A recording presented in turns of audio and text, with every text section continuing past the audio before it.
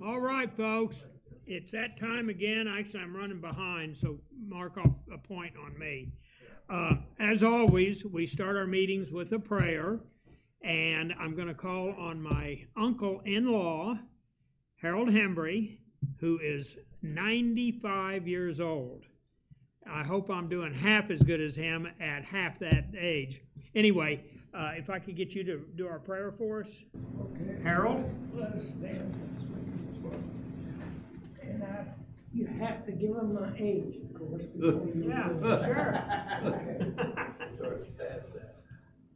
Eternal God, our Father, we come this day in the spirit of love and peace. We thank you for the day and for your abiding presence in our lives. Open our minds to hear the truth and our wills to follow after it. Speak to us now as you would have us to hear that which you want us to know and to do, as we offer our prayer in Jesus' name. Amen. Amen. Thank you, Harold. Ken, could I get you to lead us in the pledge? Attention, salute, pledge. I pledge allegiance to the flag of the United States of America and to the republic for which it stands, one nation under God, indivisible, with liberty and justice for all. Amen. All right, let's make a few introductions. As always, Stephen Phipps back in the audio-visual booth.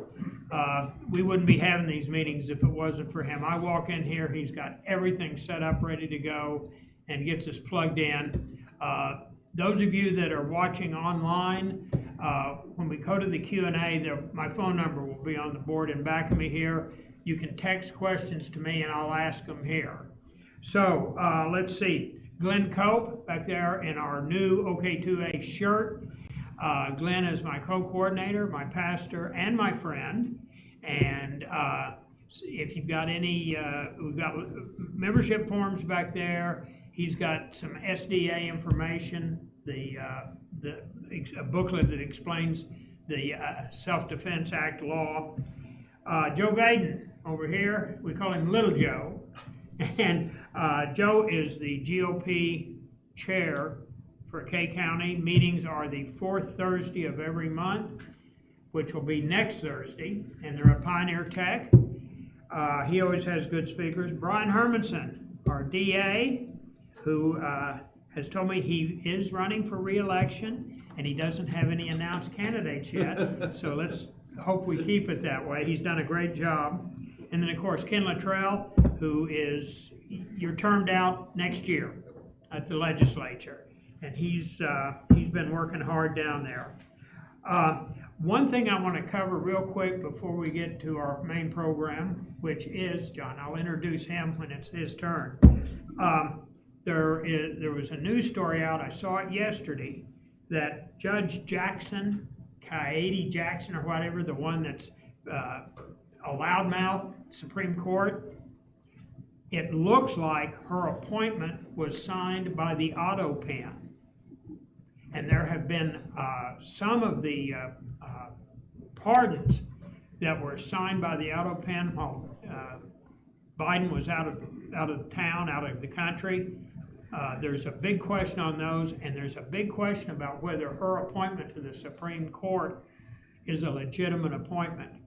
So this will probably be percolating for a couple of years, but at least I looked on that as a shining ray of light, because she's been a problem ever since she got on the Supreme Court. She sounds like she's got about as much legal expertise as I do, and I'm a retired carpet cleaner, so that'll give you an idea. Just something I thought might brighten everyone's day. Now, I'm going to introduce my friend and my strong support. OK2A hasn't done any endorsements yet. I've endorsed, John is my one of two endorsements I've done. Hey, it's the Volkers, come on in. I'm endorsing John strictly my own personal endorsement. This is not an OK2A endorsement. Those Don Spencer's the only one that does those, and those will be coming But me personally, this is the man we need as AG. Hey, Pastor Jack, come on in. I like that collar you got. How's your surgery going? Good. Everyone, this is Pastor Jack Adams. He's the pastor of this church. Next January, this will be 6 years we've had meetings at this church. This has been a solid venue, and I didn't even have to go looking. Stephen Phipps contacted me when I announced that I was starting a chapter here and laid this right in my lap. And let me tell you, this is one of the hassles of running one of these chapters, is finding a venue that you can work with. And they've been just absolutely sterling. Okay, anyway, Jon Echols is, as I said, is my pick for Attorney General. He's exactly who we need.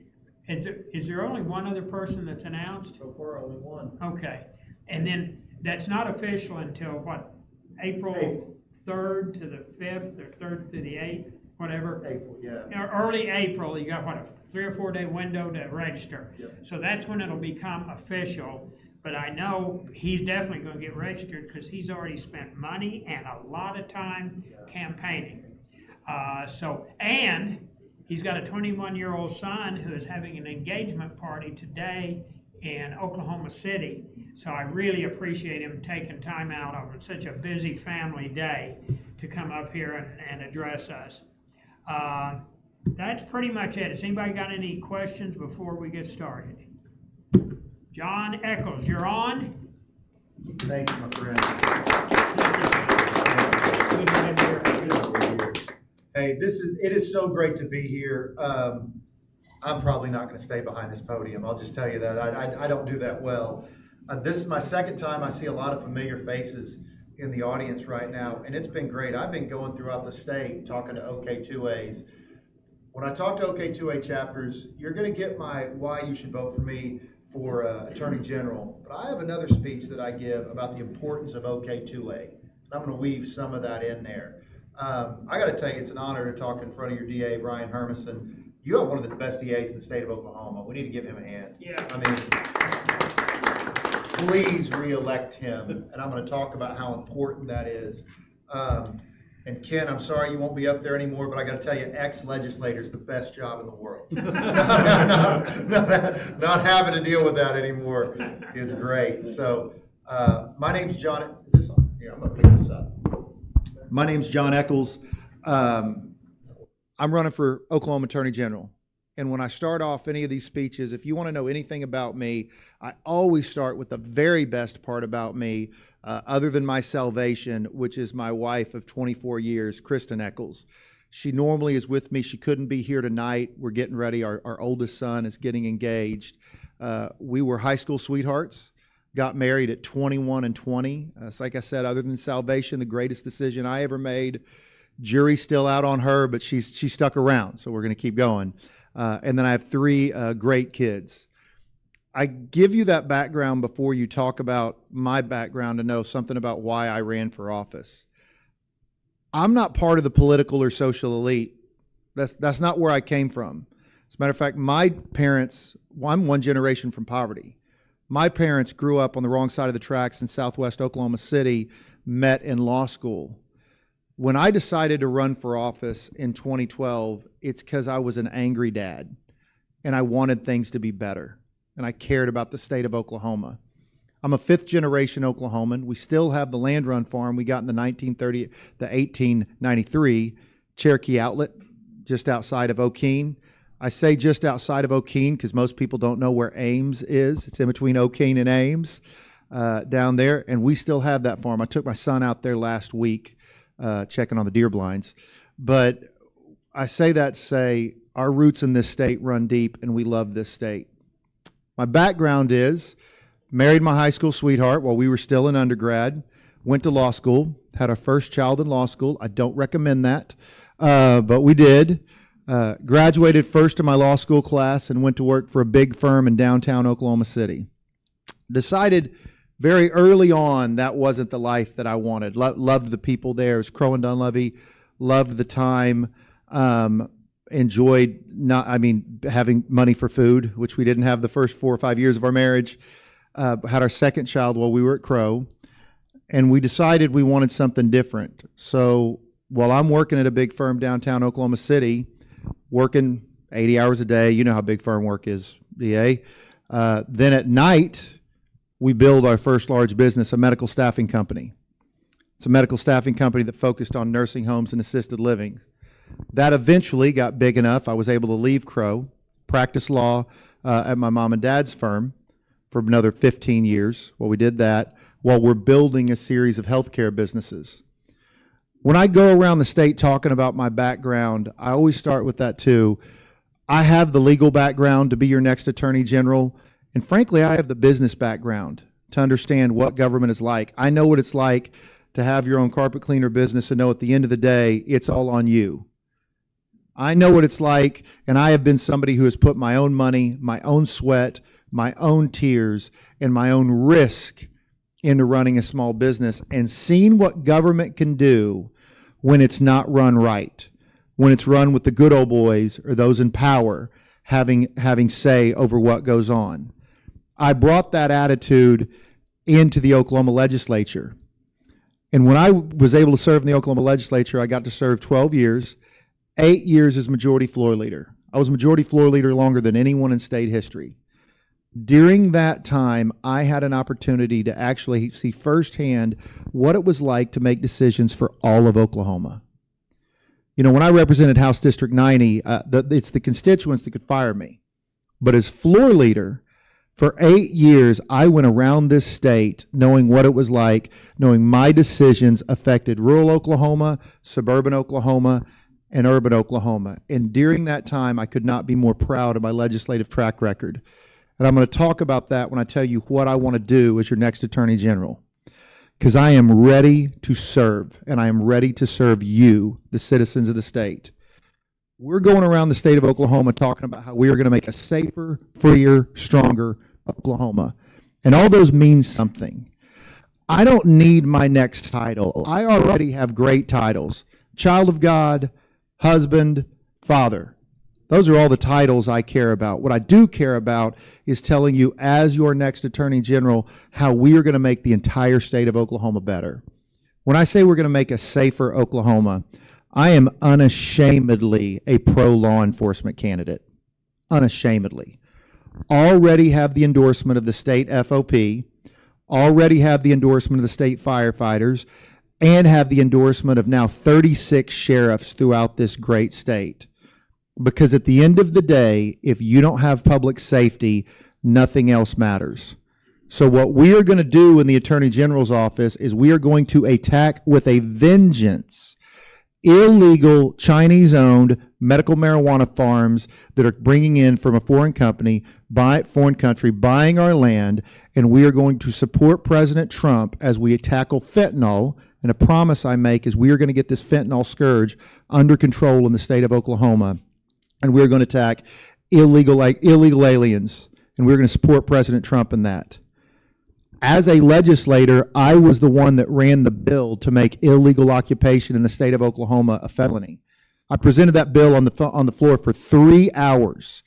If I'll take a butt kicking from the Democrat, Ken was there for 3 hours. Imagine what I'll do for you while we're out there doing it. And we are going to enforce that, and we are going to be a pro-law enforcement state. I'll remind you, and I know you know, it can happen here.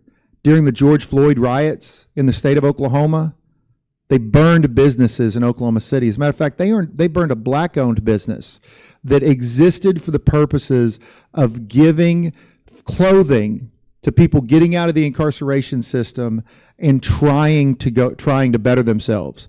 Do you know how many indictments there were in that case? Not a one. It can happen in our state, but under my watch it won't. The next thing I talk about is a freer Oklahoma.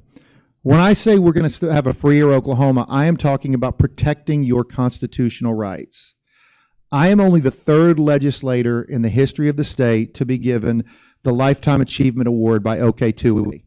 Could not be more proud of that. That is for the accomplishments I had defending your Second Amendment rights, and I've already been endorsed in this race by CPAC, the largest conservative organization in the nation.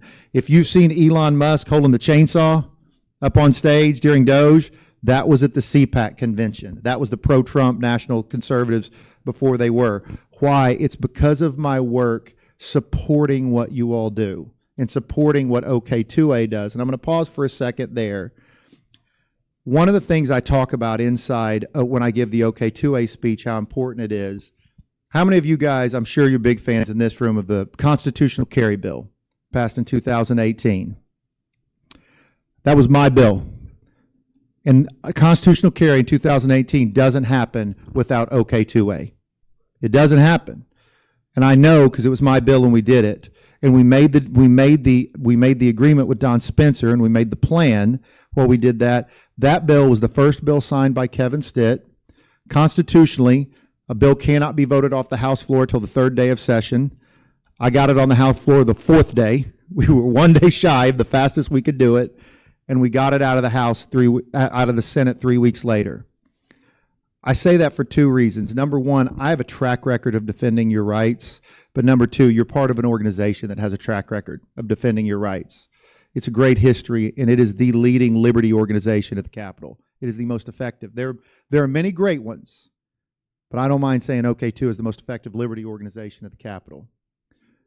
And when I talk about a stronger Oklahoma, the last thing specifically I'm going to tell you what I'm going to do. As I go around the state, and we are all over the state. I think we've already been to 40 counties. I love it when other candidates announce they're going to go, that everybody right now is trying to hit every county. Ladies and gentlemen, all have hit every county probably in about 3 months from now. I mean, we are campaigning full time. And one of the things we're talking about is the job of the AG. A lot of people think the AG is the chief DA for the state of Oklahoma. The truth is that's not what it is. The chief DA for the state of Oklahoma is your local DA. That's who the chief DA is. The chief law enforcement officer is your local sheriff. Constitutionally, that's the highest cop. Your chief DA is whoever the citizens voted for. Now, the AG has a multi-county grand jury, and it deals with conflicts when that happens. But it's really our job on the criminal side to back up. It's cutting in and out. I'm going to talk louder. To back up your local DAs. What? Can I catch on the video? You gotta hold it up higher. Hold it up higher? Ah, it's a me. So what the job of the Oklahoma Attorney General is, it's the chief lawyer for the taxpayers of the state of Oklahoma. It has a very unique role. Nothing is more frustrating as a legislator. Ken would get this call, or I would get this call from a constituent, from Terry, from Don, from Joe, from one of my constituents that says, here's this issue that's going on, and this state agency is doing it. And then I would go look as a legislator, and what I would find out is there's already a law. There's already a law on point, and they're violating it. As a legislator, you don't have a goon squad. You don't get to go beat them up and say, do it. And one of the frustrating things is you can't pass a law that says we really mean it. That's where a conservative attorney general comes in, because that truly is the job of the attorney general. You back up law enforcement, and we're going to do it in these ways I talked about, and you hold state government accountable, because that is a unique position that I am uniquely qualified to do. As a legislator, I created what was called LOFT. If you haven't heard of LOFT, it was way cooler when I called it the Office of Accountability. It took me 3 years to get it done. LOFT was Doge before Doge. LOFT was the entity that existed, that I created, to look into, to audit these state agencies and to find out who was wasting your taxpayer dollars. How many of you all have heard of the Swadley scandal? LOFT found that. I don't know if Brent Swadley broke the law. I don't know if the state agency broke the law, frankly, by not putting it out to publicly bid. Here's what I know. We as taxpayers got hosed. That's what happened. LOFT found that. A lesser known one, the P-card scandal. LOFT found in order to have something publicly bid, if it's over $5,000 as a good, it's supposed to be publicly bid. your DAs, your county commissioners, they're going to tell you that's so taxpayers get the best deal. What state agencies were doing is using what's called the P card. That's a fancy word for credit card. So if something was $12,000, they would just charge $4,000 3 times to get around the publicly bid process. It's because they weren't respecting your taxpayer dollars. Loft found that. And while I was on Loft, I was the absolute bulldog for your taxpayer dollars. If you were following the law, I was your best friend. But when I spoke up and started talking, they knew it is because I will be a bulldog for taxpayer dollars. I am ready to serve you as Attorney General. I have the experience ready to do it, and I love going to these groups that I go throughout the state, and I point out, this isn't the first time you've seen me. I see people in the audience that we recognize from last time, and as Attorney General, I'm making very specific promises, and I'm going to come back. You better believe my dear friend Terry knows how to find me.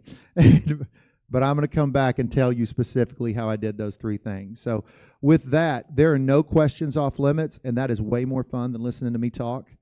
So what questions do you all have? No, I don't. Okay. Most of you probably already know this. When I call on you for a question, please get to your question right away. If you want to make a speech to the group, come talk to me afterwards, and maybe I can book you as a speaker at one of the meetings. Also, he mentioned the Lifetime Achievement Award. That was at the back end of 12 straight years of awards from OK2A. Every year he was serving under the dome, he got an award from OK2A for his work for our freedoms, our liberties, and our Second Amendment rights there. This guy is rock solid, the man we need. Okay, open for questions. Jay, I had a feeling you would have one or two. Go ahead. Is there anything that the Attorney General's office can do to help us clean up the Supreme Court of the state? Well, the Attorney General's office. We need to get rid of the JNC. So is the first thing. I mean, to be clear, that's a legislative issue. Now, I put it on my last year, voted for it. It failed in the House. It's one of the rare conservative bills that passed the Senate and actually failed in the House. I'm not an overpromiser. I call that a panderer. So I've been around state government long enough to know what I can and can't do. Now, I'm a problem solver. I don't think there's a lot the Attorney General can do on that, but here's what it can do. You can have an Attorney General office that focuses on the rule of law, no matter who you are, that applies that equally across the board. And what it can do to help in the legal profession, I'm going to take it as a whole. It can't make any changes to the Supreme Court. But what it can do is make sure that the rule of law is applied equally, regardless of political affiliation, or frankly, regardless of how connected you are to big business. I mean, let's just call it what it is, right? Making sure those that are super connected to the downtown elite, Oklahoma City or Tulsa, don't have a different set of rules than the rest of us. Can the Attorney General publicly support removing or voting against the members of the Supreme Court now? Oh yeah, I mean, as when we're going to have I don't know who's up next, but whenever we have the next one, it's funny, we talk about publicly support. So I was on a TV show for 8 years in the Oklahoma City TV market called Your Vote Counts. 1 year in the Tulsa market. Here's the good news. The good news is my name ID as a result of that is through the roof in the Oklahoma City TV market. The downside is I'm an old high school football coach. That means there's 8 years worth of tape. If you want to know what I think, I've looked in front of a camera and said it. So one of the things I run on, that's such a great question, I'm not afraid when the time comes to articulate aggressively the conservative message. And by the way, go on X, you're going to find the downtown liberal elite just absolutely hates me. And it's not necessarily from the legislator, it's because I looked into a camera for 8 straight years and preached the conservative gospel. I'm careful how I say that. There's only one gospel. Preach the conservative message as we were doing there, and I won't be afraid to do that on that. And I'll give you one, and I know this is a little separate issue, but I do want to point it out. anyone running for statewide office. Right now, where they need to be taking a stance is ask them where they are on open primaries. Because that's happening right now. That is coming right now. And I was the first one that said on TV in front of a camera, don't California my Oklahoma. That is a terrible idea. You need people that are afraid to stand against it. And if they won't stand against it now, then they won't stand when they're in office. By the way, if you're watching online, that's my phone number. You can text me questions. And I have a question. And it ties right in with your last answer. State question 836. That's the movement to get the open primary. Could you explain a little bit? I know there's been a recent change in how they can gather petition signatures.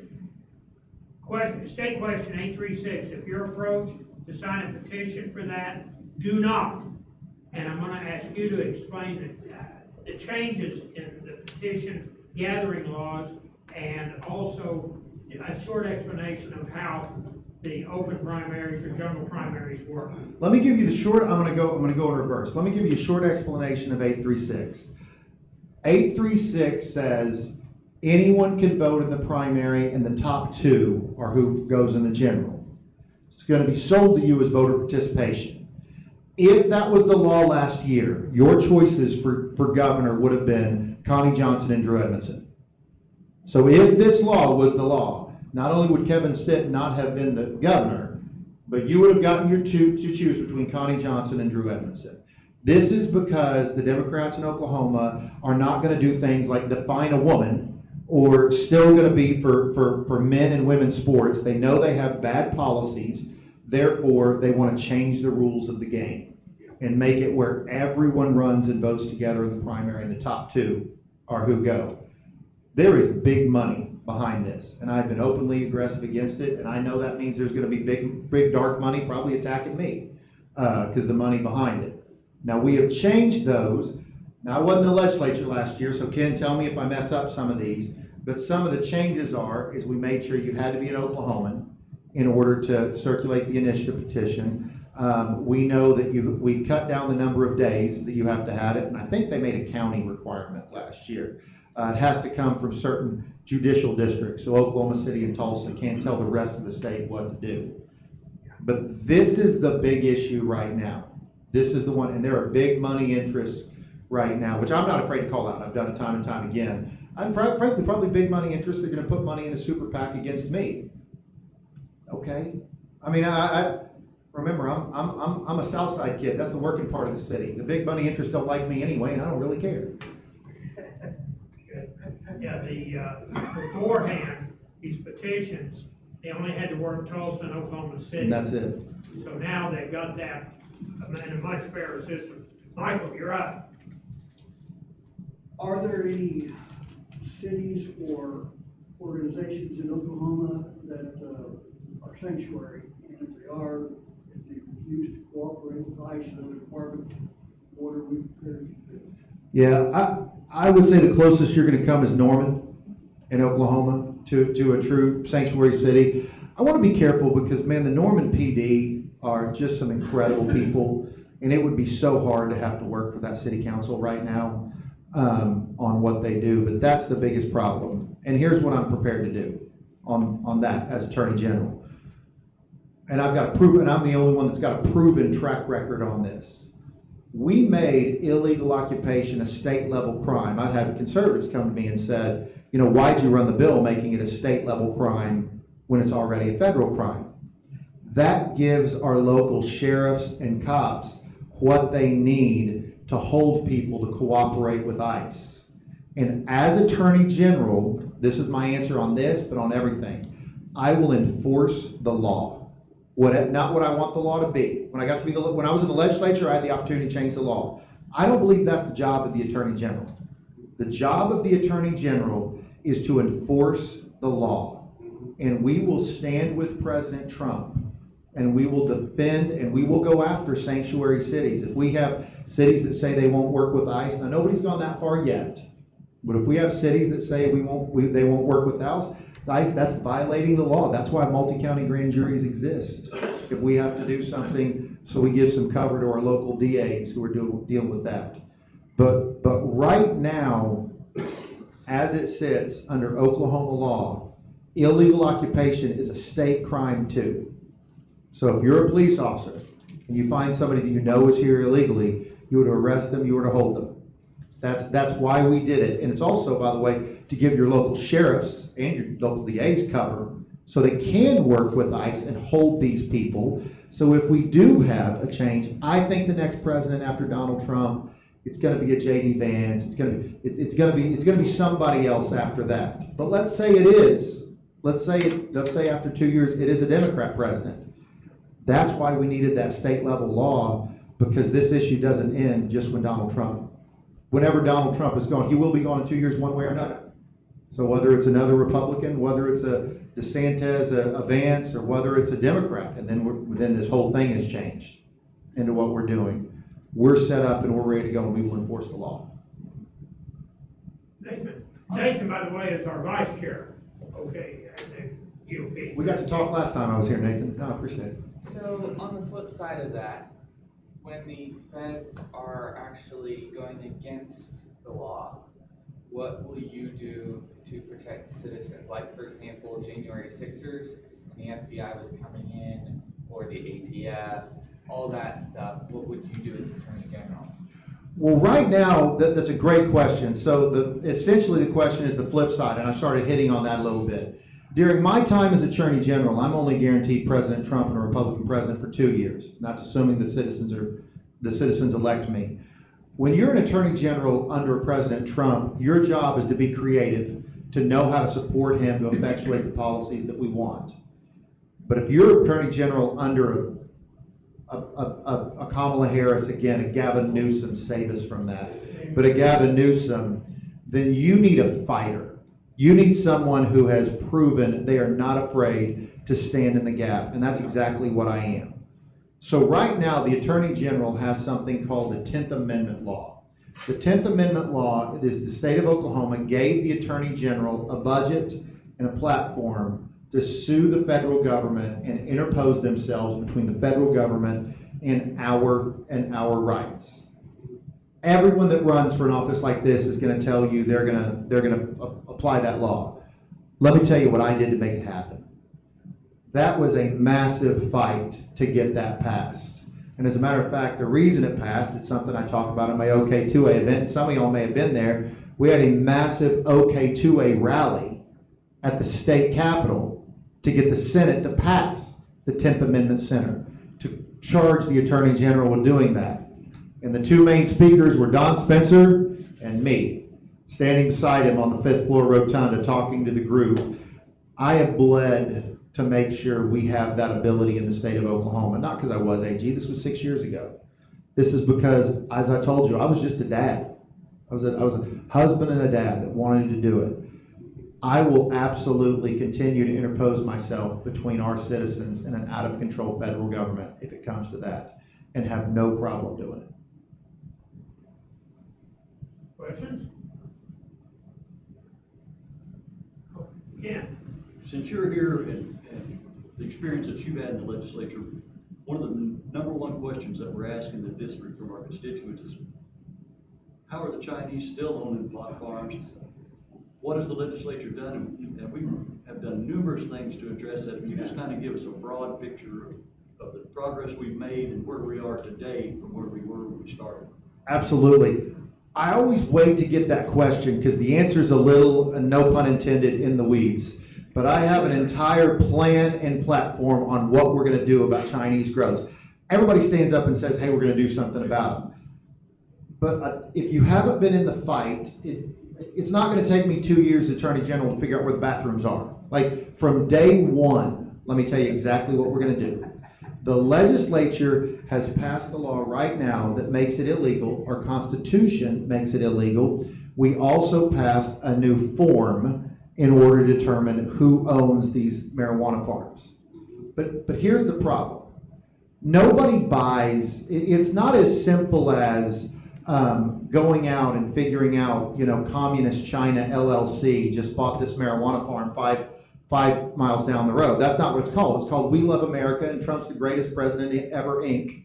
right down the road. It's not that simple. So here's specifically how we find it. Number one, We work with our local DAs and sheriffs. I have been traveling this state. Sheriffs and DAs can tell me, this one's legal, this one's not. How do they know? Here's a good indicator. They got a box car filled with five boxcars sitting on the marijuana farm, and you go by there and there's 6 Asian guys with AK-47s. That's probably an illegal Chinese grow. It's not super difficult, right? But I come from the libertarian branch of the Republican Party. That's not probable cause. And I don't want a conservative despot any more than I want a liberal despot. You've got to have probable cause to go after these people. Now, your sheriffs and your DAs are doing everything they can do. They are understaffed, they are underfunded, and compared to some of these, they are certainly outgunned. I mean, you and I, but I've been sitting on these. I've been the one that's been passing the bills to regulate marijuana. So here's what we do. As floor leader, I passed something called metric. What it is every farm in the state of Oklahoma is supposed to be tagged. Every single one of them, every single plant. Aerial surveillance is legal, and it's something that the AG is uniquely situated to be able to do. So the first week, as Attorney General, I'm going to sit down with your local sheriff. I'm going to sit down with Brian Hermanson. I'm going to say, tell me where your problems are. Then I'm going to sit down with Adria Berry and say, all right, I think we got some issue with these. How many metric tags do these farms out here show that they're how many plants do they say that they have? Okay. And then I'm going to sit down with Donnie Anderson with OBNDD and say, let's take a look at that farm. And it's not hard to look at. By the way, we did this process and I helped them find one as a member. It's not that hard to say, well, they say they have 1,000 plants. When I look at aerial surveillance, they clearly have 10,000 plants. That's probable cause. Now you got it. Instead of just going to bust them, what we're going to do at that point is we're going to use the Attorney General's office through what is called, right now there's an organized crime task force in the Attorney General's office. I'm going to keep that going, but I'm going to turn it just a shade. And it's going to focus on fentanyl. This is exactly why President Trump is talking about fentanyl nonstop. If you hear him talking, he's moved, it is fentanyl, because he knows, because fentanyl is either coming up from Mexico or over from China, where they've been making opium in China longer than we've been a country. That's why the fentanyl crisis. I'm speaking with a group of moms next Friday in Tulsa that lost their children to fentanyl. It's been estimated 40% of illegal street drugs right now have some trace of fentanyl inside of them. And this is not a big city problem. This is Ponca City, this is Medill, this is Okeen, this is Tulsa, this is this whole country. But by golly, we're going to stop it here in Oklahoma. We're going to use that information on the Attorney General's office, where we're going to figure out who owns that. And when we do trace it back to the ownership structure, if it traces back to mainland China, which a lot of it will, we are not just going to work with your DA, who's going to help file those cases, your sheriffs, who's going to have the help of OBNDD, where we're going to go bust them, but I'm going to seize that land and I'm going to put it back on the tax rolls. And the Missouri Attorney General did something similar. See, I'm not just telling you, you see why that's not part of the speech, that's super in-depth, people got to hear about it. I'm not just telling you what I'm going to do. 12 years in the Oklahoma legislature, there are show horses, there are workhorses and there are show horses. And ladies and gentlemen, I'm a workhorse. If I tell you I'm going to do something, we're going to come in and I'm going to tell you how we're going to do it. And it's that interplay. That's why I'm developing these close relationships with law enforcement, not because I want to be your DA, because that's not the job. The job is to be the advocate for the taxpayers of the state of Oklahoma. And that is specifically what we're going to do, and that's how we're going to get control of fentanyl, because you will never bust enough street-level fentanyl to make a difference. Your DAs across the state of Oklahoma, they're overrun. They have to. They've got to find these people that have them. They got to do these busts. But what they need is somebody to help coordinate and work with them, not instead of them, work with them to coordinate these large busts to get rid of these illegal Chinese grows. And I say Chinese, by the way, because that's just what it is. I mean, that's where most of it's coming from. If you are legally doing it in the state of Oklahoma, and I do want to be clear, if you are legally growing marijuana in the state of Oklahoma, I'll follow the law whether I like it or not. That's the law, and I've already promised that. I am going to follow the law. I would be an incredible hypocrite if I said I'm not going to let the fat cats have have one over on us, but by golly, if I don't like something, no, we're gonna follow the law. But we will come back and tell you how many grows we shut down and how much land we put back on the rolls in the state of Oklahoma as we took it away. Ken, that's exactly how we're gonna do it. Let me jump in here real quick. Does technology today allow you to look inside the grow buildings and count plants? So that answer is complicated. So, and I don't, without giving you giving too much of a law school, does technology exist?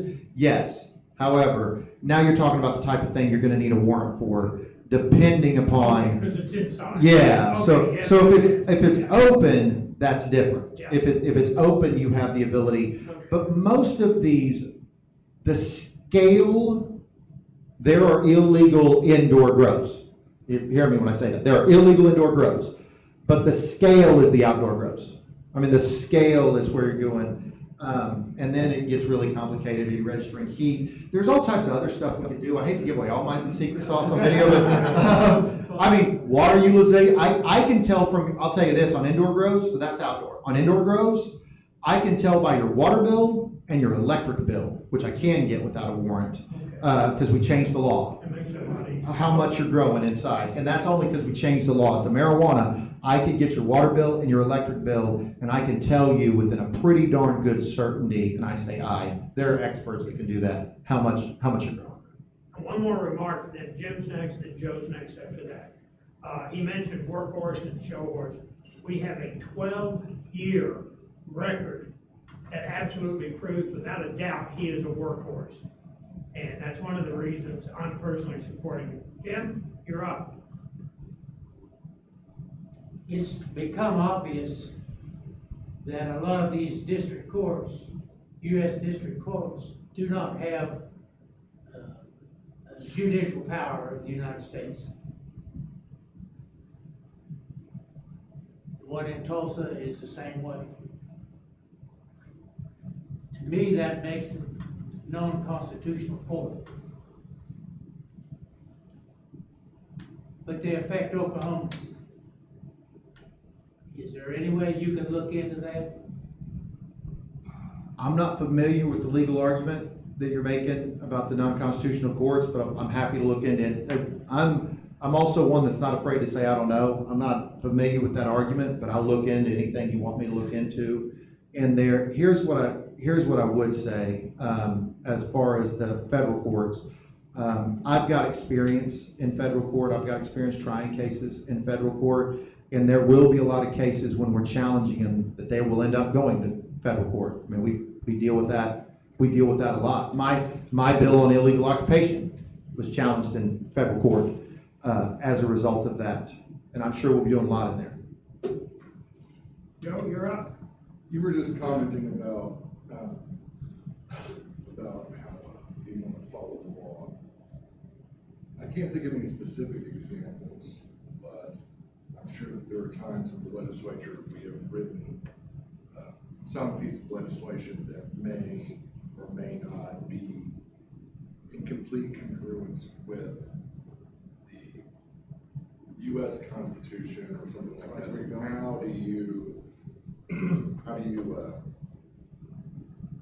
how do you choose or what you will follow? Yeah.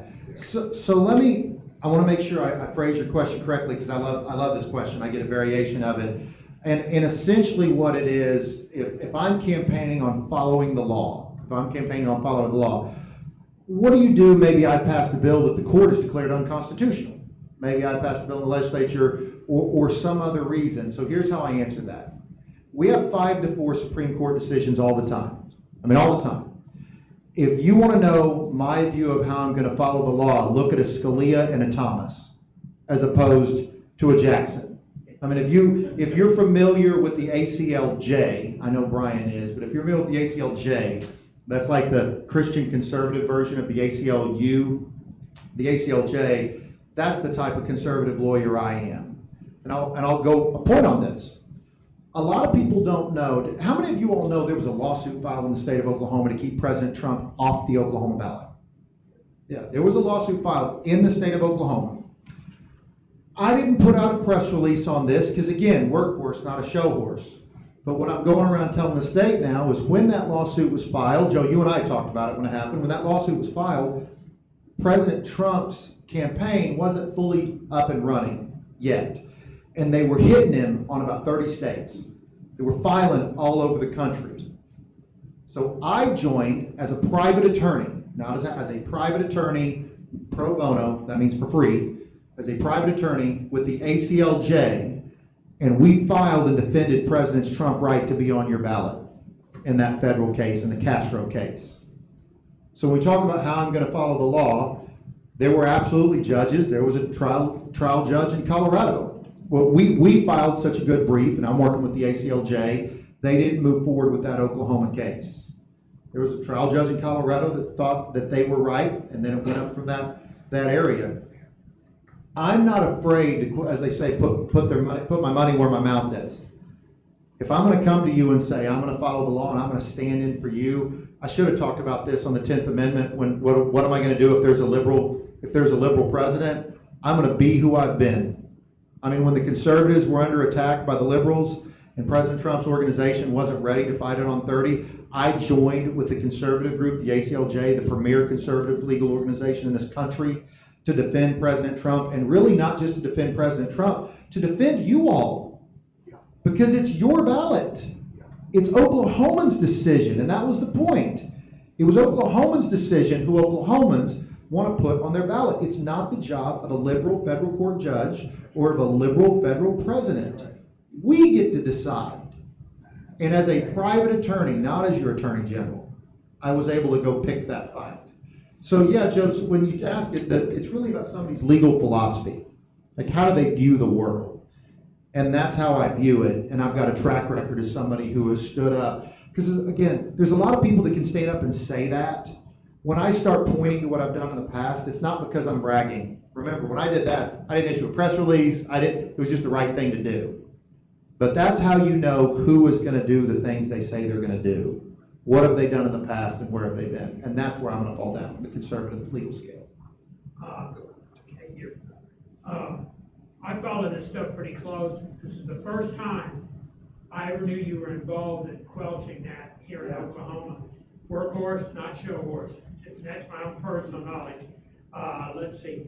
You're second. Bill, you're up next, and you're third. And then the last thing, I wasn't just involved. I was the only local attorney on that. I was the Oklahoma counsel on that Castro case. John, you've mentioned fentanyl, which is a poison. Amen. And I wonder if, once you get hold of a drug sample, an illicit drug sample, what is the absolute quickest, cheapest way to find out if there's fentanyl in it? Boy, that's a good question. I don't know. So I want to be honest. You're asking a science question that I don't want to tell you wrong. I'll figure it out the quickest way. I know they have fentanyl strips right now that I'm very familiar with. I would be hesitant to say on camera that like you could use them on it because I just don't understand enough about them. But that's what they're looking at right now. What I would say is on that 40%, when we say drugs, a lot of people are thinking heroin, meth, this. Most of the moms I'm meeting with, it wasn't. It was drugs like Adderall or Oxycontin or oxycodone. It was prescription drugs that these kids, and you shouldn't try prescription drugs. I'm not saying you should, but you don't expect an 18-year-old college kid trying Adderall to study for a test to die from it. And that's the really hard, sad part of it. These weren't criminals out there shooting heroin that was laced with fentanyl. These were young kids that were at a party. And again, I'm not excusing it, but you don't want these kids to die from it. So I don't know, but I'll try to find out. That's a great question. Thank you. And you're next. One of the things you didn't mention that's an important part of the Attorney General's job is serving as a resource for legislators. That's right. Not everything has to end up in court. Right. Because your office serves as in issuing opinions for things that come to our attention from our constituents. Interpretations of the law, can this be done? Is this legal to be done? If you'd speak to that. Yeah, so the Attorney General's office is a real job. I do want to point this out. We have some jobs that, that don't have the same level of importance as the Attorney General's shop. It's about a 300-person law firm.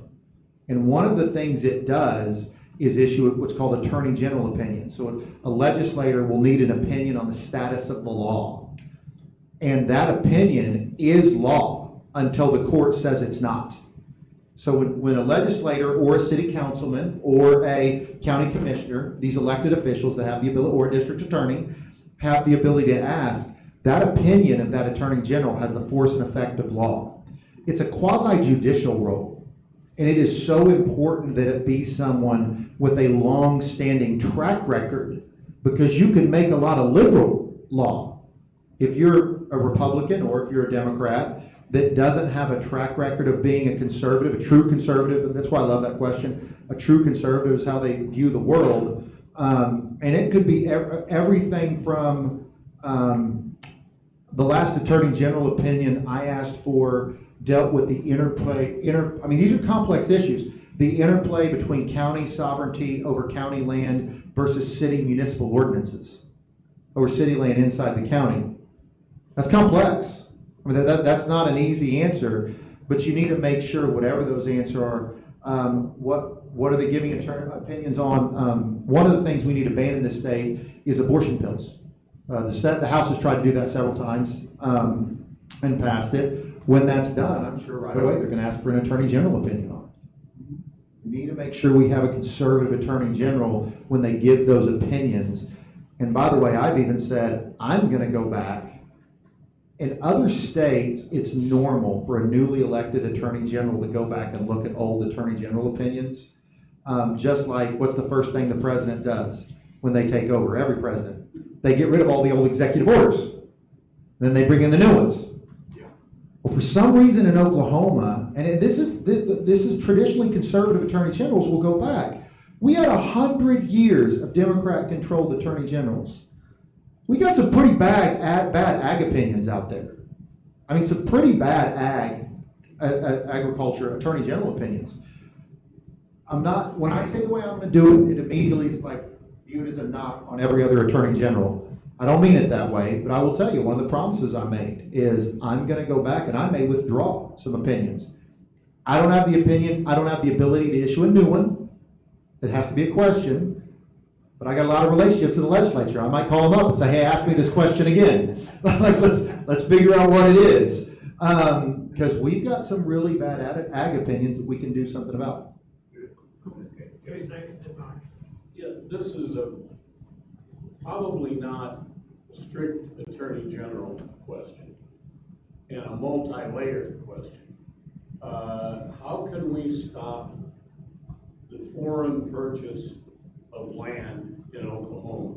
I talked with Langford here a couple of years ago. He was there and he got him on the side. We talked, I got the perfect political lip service.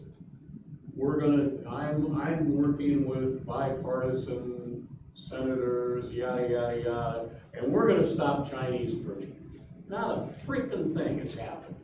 And they're still buying up land in Oklahoma and Nebraska and other things. How in the heck do we stop it? And as an individual, is there anything we can do to get involved, to get them to stop buying land? Well, the first thing we do is don't count on Washington D.C.ians to come protect Oklahoma. Amen. I mean, you mentioned. I mean, don't. As Ronald Reagan said, one of the scariest words in the English language is, "I'm from the government and I'm here to help." And I would double that up if they're coming from Washington. Oklahomans are going to have to take care of Oklahomans. There is something about, and I'm going to answer this, but let me be poetic for just 2 seconds. That's fine. When you open up my truck door, there's this, it's just caked on the inside with red dirt. I told you last week, we went out to O'Keene, checked on the farm, checked on the deer blind. We still share crop, run some cattle out there, or help somebody do it, and then do some wheat. And I thought about my great grandfather who settled that land on that harsh red dirt where it is hard to grow, where there's not a lot of water. If you've been to O'Keene, it's by the river there. You know what comes with the river. All different types of rattlesnakes and water moccasins. I mean, don't walk down. I tell them, Don't go hunting without your boots on. I mean, there's a bunch of them, and it tells you something about Oklahomans. We still have the barn that they built. They don't have the house that they homesteaded out there. It tells you something about the people that came into that area. We are those same people today as Oklahomans. And while sometimes I talk about the bad, I do want to be a happy warrior. I do want to say Oklahomans can take care of Oklahomans. We don't need Washington D.C. to fix it. And this is not a knock on Langford or any other people. We don't need it. Oklahomans. If I could talk to my great grandfather that 18 years old went and ran in that land run and said, "Hey, Grandpa, no big deal. Washington's going to save us soon," I think he'd kick me in the teeth. I mean, I come from tough stock. So here's what we're going to do. The legislature is doing their part. They're looking for every way. Every year they pass a new bill on how we're going to do something on foreign ownership. They're working. And frankly, some of them have holes, and we don't know it till later. I'll give you an unintended hole in a bill that I passed. That I voted for while I was in there. There's an unintended hole on the form that we make people fill out, where you have a box that you can fill out that says you are someone who's getting your citizenship, essentially. So it's one of the boxes you can fill out. They did that because federal government requires that. Well, let me tell you what I'm going to do as Attorney General. I'm going to go get the stinking forms, and I'm going to look into everybody that checked that box, because that's probable cause. You told us you were on your way to get your citizenship. Very first place I'm going to start, and I almost want to edit this out of the video because I don't want to fix it. But anyway, but that's the type of stuff. I mean, to get real serious, I've thought about that. That's the type of stuff we're going to do. I think with the proper, and sometimes this is viewed as a knock on the current Attorney General. He's done some great stuff. He took us from 15,000 licenses to right now we're on 3, and that's great. Like, that's great. That was, if I was Attorney General 4 years ago, I would have been on TV. I was on TV saying this. We just need less licenses. There's 15,000 of them. Cut out all the people that are doing illegal. There's so many. Shoot them as fast as you can, and I don't mean really shoot them. I mean take them away as fast as you can. Now we're to the next step. So now the next Attorney General, it's not just about that. It's about micro-targeting these people that have this foreign land ownership and holding them accountable. So when we find people that are a part of it, holding them accountable, prosecuting them to the fullest extent. These are expensive, complicated prosecutions. A lot of our DAs are going to need people because they're talking about international criminal syndicates. But one of the differences is, and I'll say this, and I've said it to Angela Marcy, I've said it to DA after DA, my philosophy is not going to be to take a case from your local DA. My philosophy is going to be send some of my resources to help your local DA when they need it, so that way the prosecution is occurring inside your county. So those are some of the specific things we need to do. And we need to be careful. There's no one from Washington, D.C. that's going to come save us. I mean, and again, not a knock on our crew, but it's knock on anybody that comes in. Oklahomans can save Oklahomans. And we're going to do it. Question on that. When they check that box on the form, would that be considered perjury? Well, that's what I'm going to call it as. So on the forms, and I get why they did it, federal law says you have to do it, but what I've been real clear is I'm going to use those forms. If anyone checked it, those are the first things I'm going to go, because you told the government that's what you're doing. The AG has the resources, the time, and the ability to go after those. This is why, again, my goal, the reason I am so supported by law enforcement, I mean, this stage of the game, 33 sheriff endorsements. I think we're actually at 36 now. I've only publicly announced 26. We'll roll out next week. It is because of this idea of somebody who's known as a deal maker that can bring everybody together. Because at the end of the day, it's not about me, it's not about Ken, it's not about Ryan. It's about the citizens of the state, and we got to work together to make it better. Joe, you're up. I was just going to add to your answer to Jay, if you'll indulge me for a moment. Jay, it's almost as if criminals are going to do criminal things. No. So, I mean, it's a game of whack-a-mole, Right. and no matter what the legislature or the AG does, when they create one way to stop it, they're going to find another way to get around it.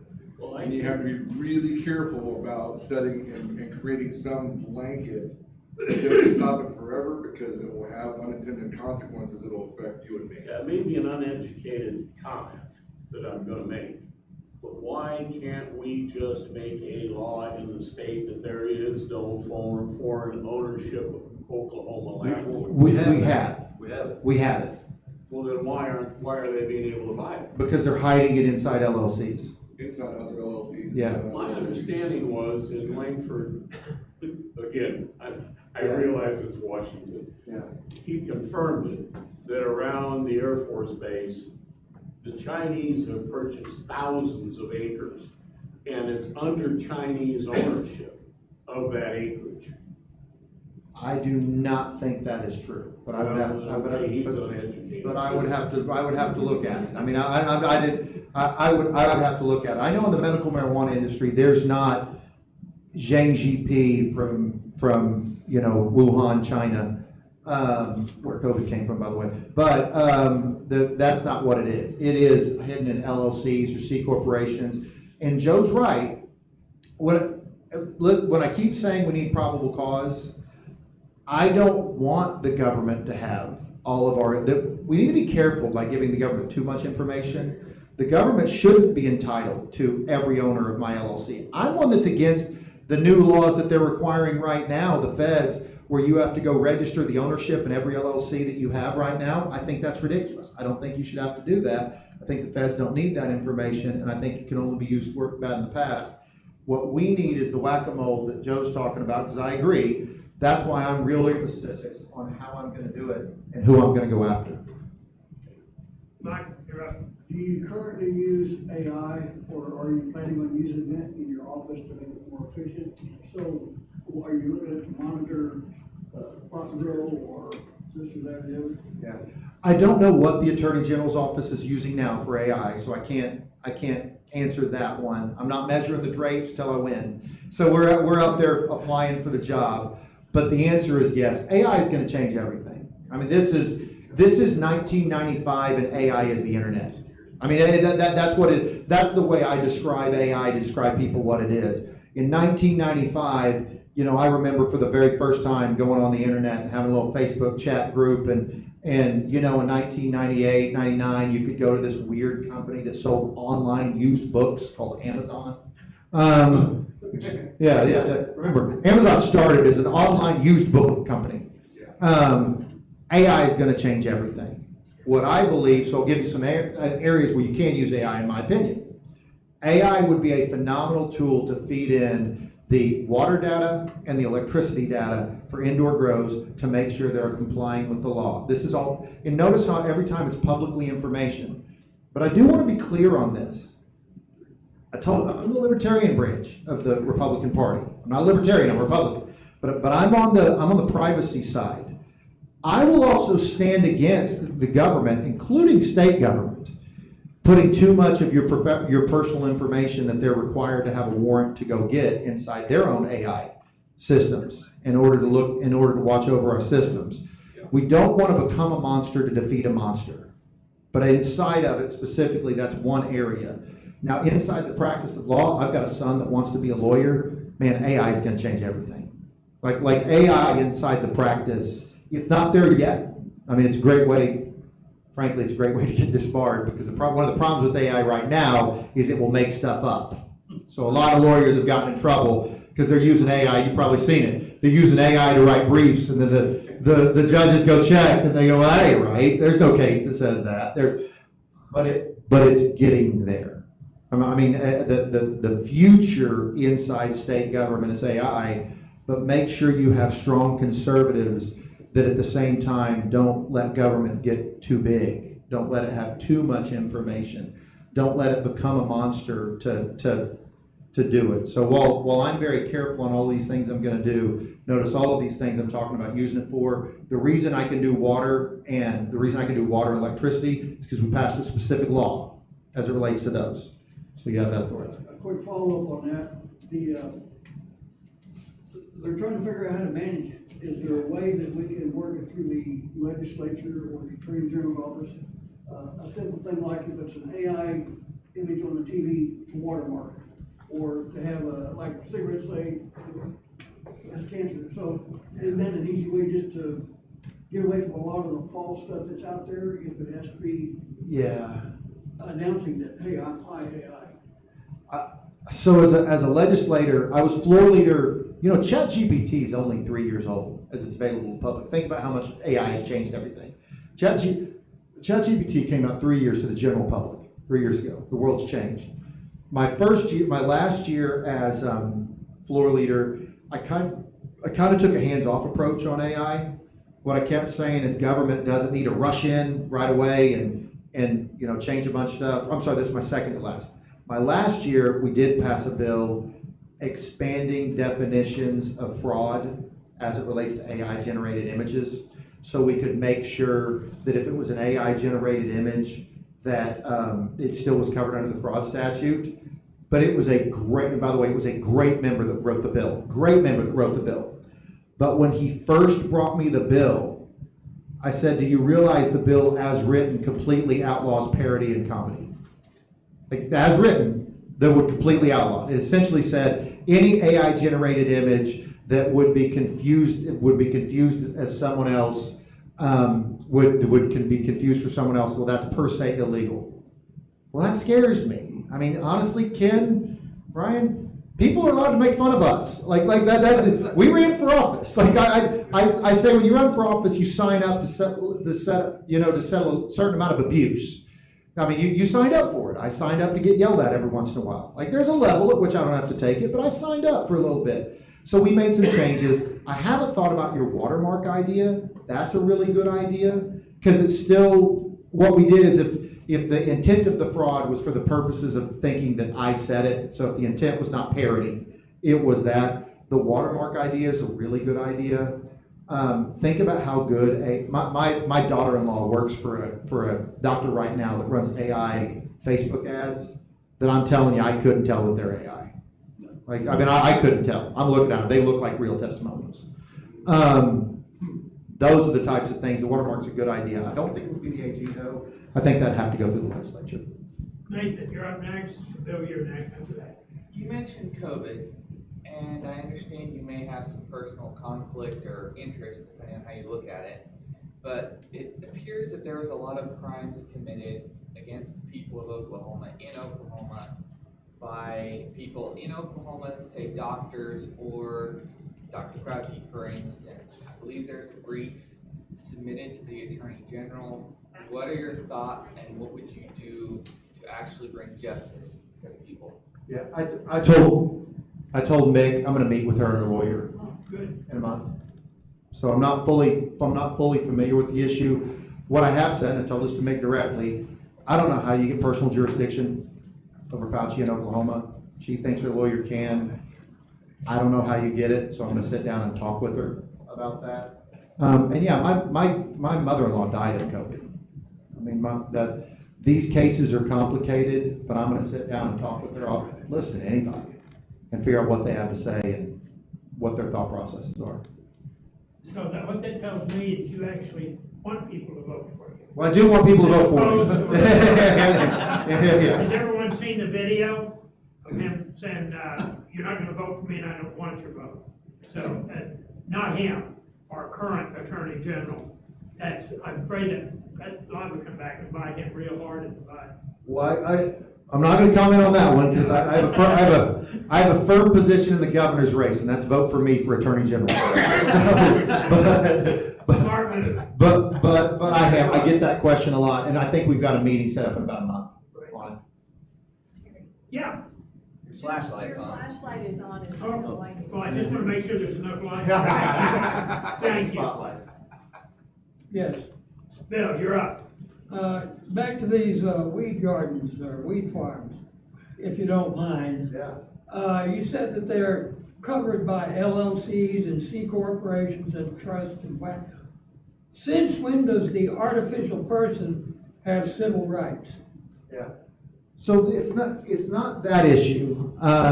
Well, it is a little bit though. We don't, in my opinion, just my opinion, we don't want to live in a world where the federal government can violate your rights just because you're an LLC. I mean, most businesses right now do business as an LLC. And it's not that the artificial person has it, it's that those LLCs are owned by individuals. I mean, they're owned by people.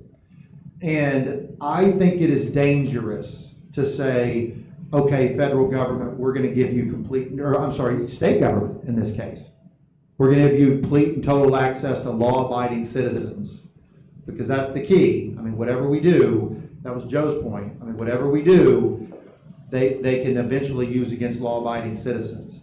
And I don't think you have to go there, though. That was my other point. I think you can get to where you need to go through this metric system that I'm talking about, or through water and electricity.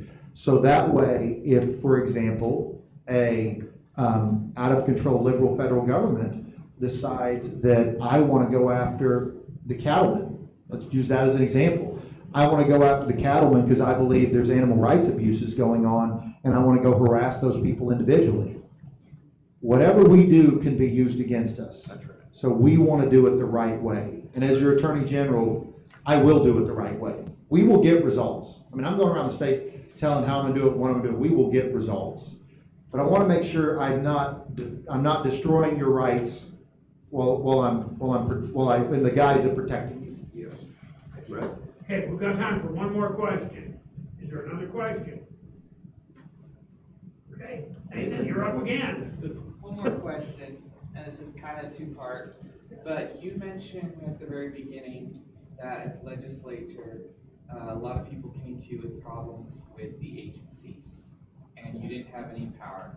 I thought I'd heard that there was a committee that voted to investigate some agencies, and leadership did not actually follow that through.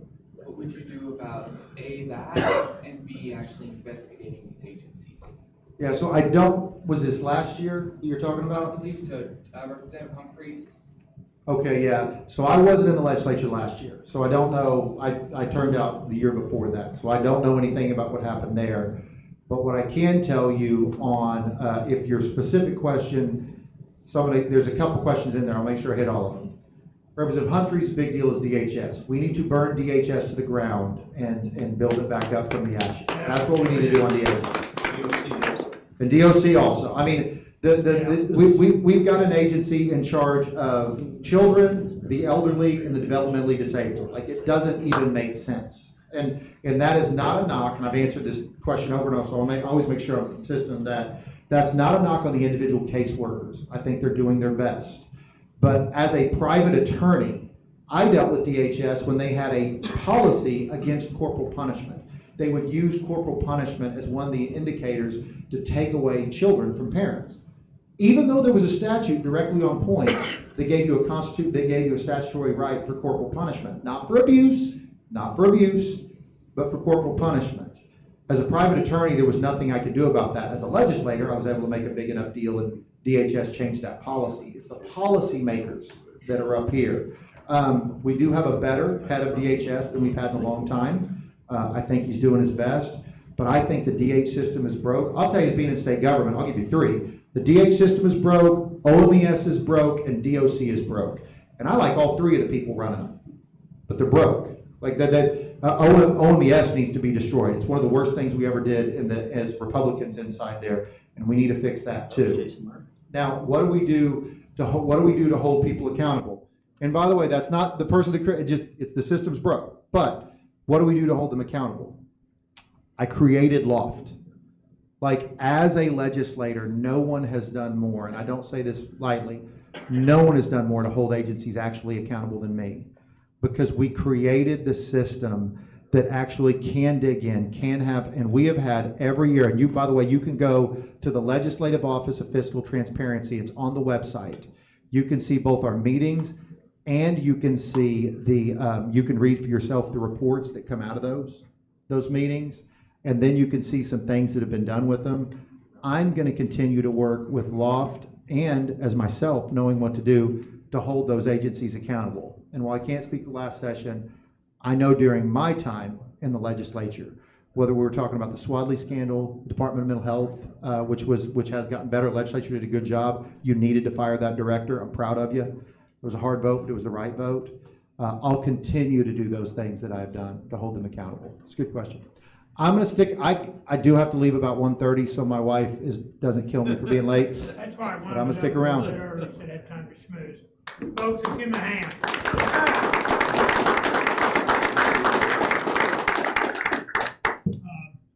Let's see, just to give you a quick rundown on my upcoming speakers. My Tuesday meeting, next month, September 9, is gonna be Charles McCall, who's, my personal pick for governor. One of my prayers, dear Lord, anybody but Gettner Drummond, amen. And I think Charles McCall is the man that can beat him. What's that? I was just Yeah. telling about that in your last meeting. Yeah, well, you know me, I enjoy stepping on toes. Anyway, next month here, I have Cindy Byrd, who is our current state auditor, and she's running for lieutenant governor. She's termed out. She's done a great job down there at the audit. Anyway, she'll be here then. My October meeting in Tonkawa, October 14, is J.J. Humphreys, and he's one of the most entertaining speakers in the political world. I think everyone would agree on that. My October meeting in here it's October 25, is going to be Mike Mozzie, and he's one of the other candidates for the GOP. I've heard really good things about him. I don't know him. I haven't met him yet. Well, I did briefly at the OCPA awards dinner in April, but I haven't even spoken with him. And then we have Hallie Milner is going to be in Tonkawa on November 11, and I'm sure she's going to be talking about State Question 836 and State Question 832. Yes? Have you convinced her to bring her fiddle? I brought that up to her at least a half a dozen. I talked to Dave Bond about it. They're big shots down at the Capitol. Hallie Milner, those of you, she's a redheaded young lady from OCPA. She's been to several of my meetings. She was raised in a country swing band, and she plays a great fiddle. She sent me a couple of her videos, and I've told her, especially out here in the hinterlands, she should bring her fiddle, and before she starts talking, get up and play one tune. I can't think of a better, quicker way for a speaker to establish a rapport with the whole audience. But I don't know what I'm talking about, so that's how that is. Anyway, there will be no November or December meetings here in Ponca City because of the holidays. Plus, looks like I'm going to be going in for knee surgery in November. So anyway, any other comments or questions before we break up? Okay, I appreciate the fact you can stick around for a few minutes, and let's get up and schmooze. Oh, by the way, Uncle Harold and I are going to go for barbecue at Danny's Barbecue after this. Anyone and all of you are invited to join us over there if you want. I'm not paying, except for me. But, John's paying. yeah, right. No, he can't make it.